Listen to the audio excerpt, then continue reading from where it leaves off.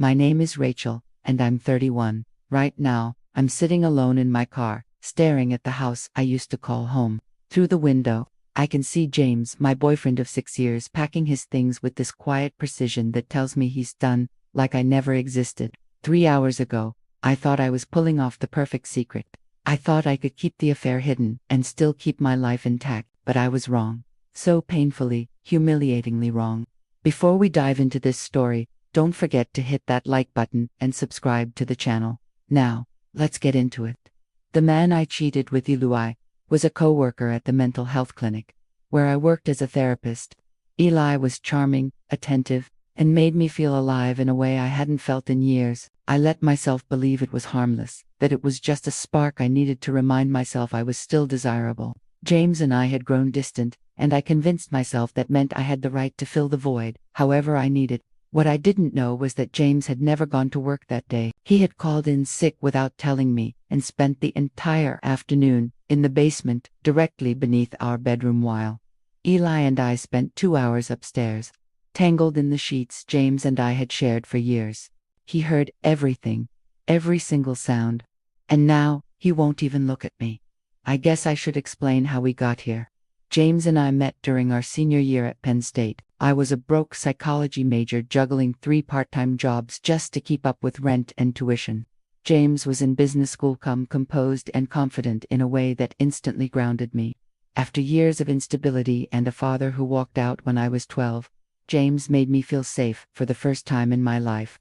He stood by me through anxiety attacks, supported me when my mom got sick, and helped me move out of a terrible apartment in the dead of winter without a single complaint.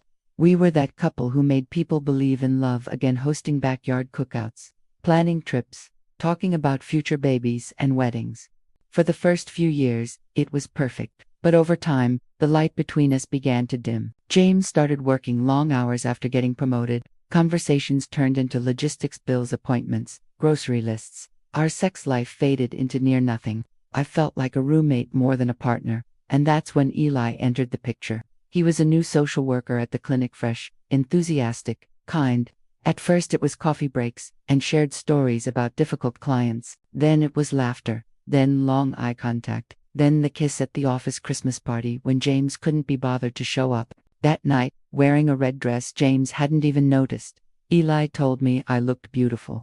And for the first time in years, I felt seen. After that, the boundaries kept dissolving. Texts, flirting, drinks, late-night walks to my car. Then came the dinner across town where no one would recognize us. That night, Eli told me about his parents' divorce. I told him about my dad leaving. We bonded in the ways people do when they're both aching and pretending they're not. I convinced myself it was okay, just emotional support, a harmless distraction. But deep down, I knew what I was doing. I just didn't have the courage to stop. 3 weeks ago, Eli texted, "Is James working late? I want to see your world." My heart raced. I knew what that meant.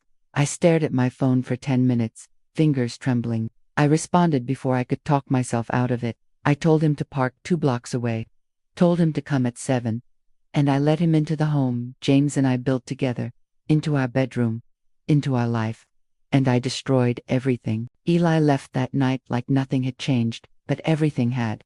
I scrubbed the room clean, changed the sheets, aired out the smell of his cologne. When James came home at midnight, I pretended to be asleep. He kissed my forehead and whispered, "Love you." I nearly threw up from the guilt. The weekend after, James was quiet, distant. I thought maybe he was just tired, stressed from work. But now I know he was grieving, processing, already halfway out the door. Then, everything collapsed on Tuesday. I was called into my supervisor's office. Eli was already there, looking like a ghost. She laid out a manila folder full of complaints, witnesses who'd seen us in empty offices, seen us kiss in the parking lot. I was being asked to resign. So was he. 8 years of work. My career, my license, gone. I signed the resignation letter with a trembling hand, and when I got to the car, all I could think was, how do I tell James? But when I pulled into the driveway, he was already home. He was waiting for me. He was calm, too calm. "Rachel," he said, "we need to talk." And then he told me everything. How he'd been in the basement Friday night. How he'd heard it all. How he'd planned to surprise me with dinner and a real conversation to fix things. How instead, he listened for 2 hours to the woman he loved betray him just feet above his head. I tried to explain.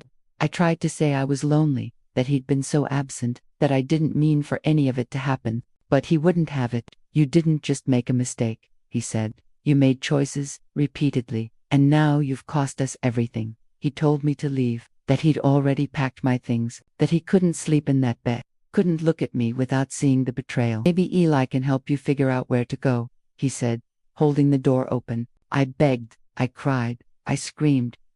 It didn't matter. James was done, and I'd done this to myself. It's been 2 weeks. I'm sleeping on my sister's couch in Indianapolis, job hunting in a city where no one knows me. Eli texted once to say he was sorry, that he was moving back to Chicago, starting over, alone. Apparently, I wasn't worth the damage.